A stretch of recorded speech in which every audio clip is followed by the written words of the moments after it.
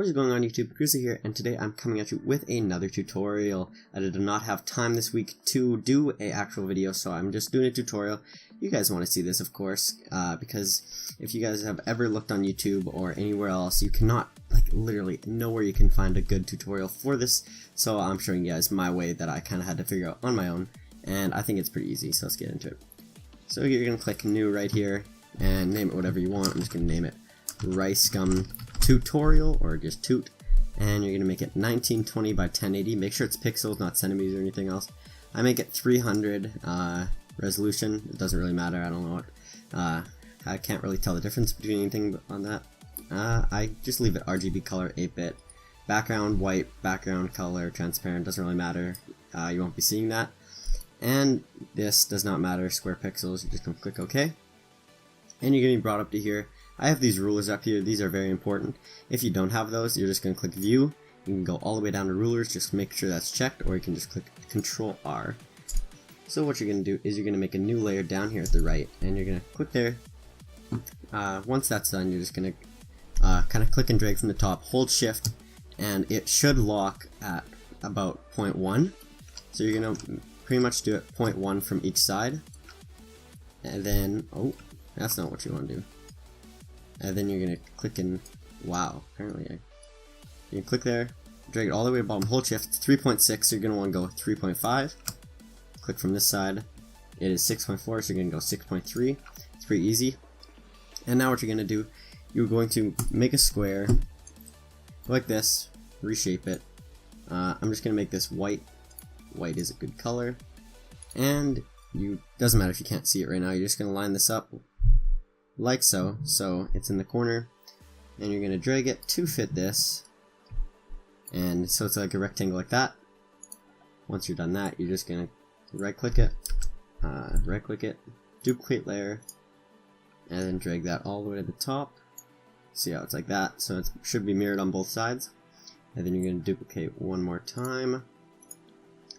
This step you only have to do the first time, and then if you save it as a template or whatever, and then you can just use this every single time.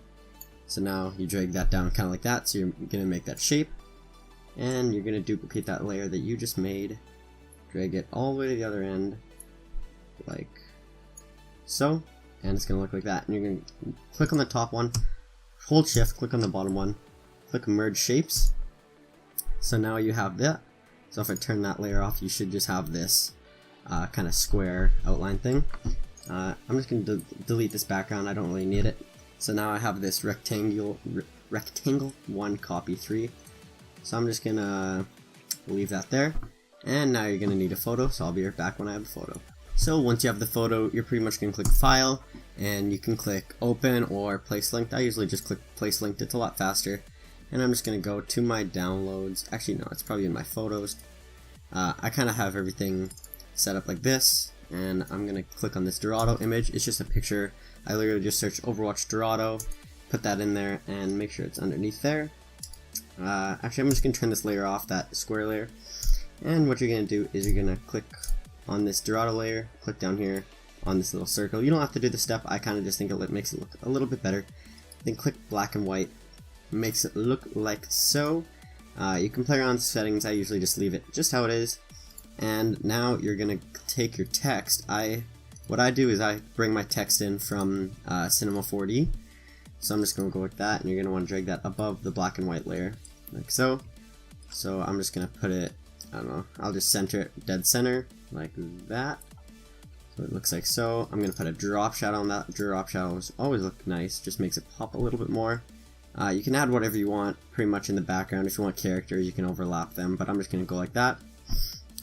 So now what you're going to do is you're going to make a new layer. You don't have to do this step as well, but I just think this looks a lot better. You choose your colors, whatever. I have this yellow, like it's an Overwatch yellow, and I have this blue. I don't know, it's just a random blue. And you're going to pretty much take this paintbrush. I have it around 1457, and I'm going to zoom out a little bit more. And you're just going to do it like below like that, and you're just going to make it light kind of. Just at the bottom, and you're going to switch colors. You can do it this however you want, and just like that pretty much. You're like, oh, that looks really ugly, but what you're going to do, go like this, double click on the layer, and just make the opacity about 50. That's about right, and you're going to zoom in, and here we go. I'm just going to merge all these layers like that, like so. Merge layers, and here's the most important step.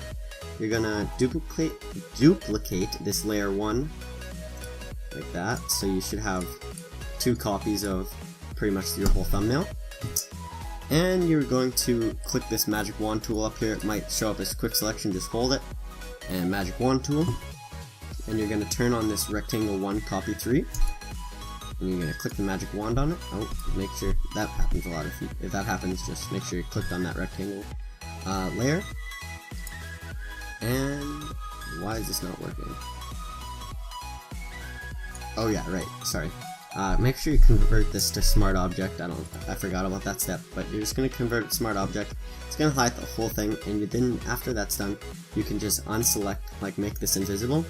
You click on the top layer, and click on this little square thing, and do select inverse at the top, and it'll inverse it. You're just going to take an eraser. You're just going to erase that whole thing. If it helps, you can turn this layer off, so you make sure you erase everything. And once that's done, then you can go select inverse again, so it's selecting the original, and you're going to do filter, blur, Gaussian blur. I usually do it about 4 or 5, whatever looks good, and then once that's done, then you're gonna click on the layer that you just did that to. You're gonna click that circle at the bottom again, and I usually do hue and saturation, and I bring it up about 20, oops, not 29, 20 like that. And then I'm going to click on this again, and I'm going to go brightness and contrast. I'm going to pump the brightness contrast up about 25. So now without, oh, did I goof the hue and saturation? I might have hue and saturation. Just going to do that one more time, 20, like that, like so. And then you're just going to click on the hue and saturation, and you're going to click on this, hold shift, and merge these layers, so it should look like that, and it kind of highlights it on the other side.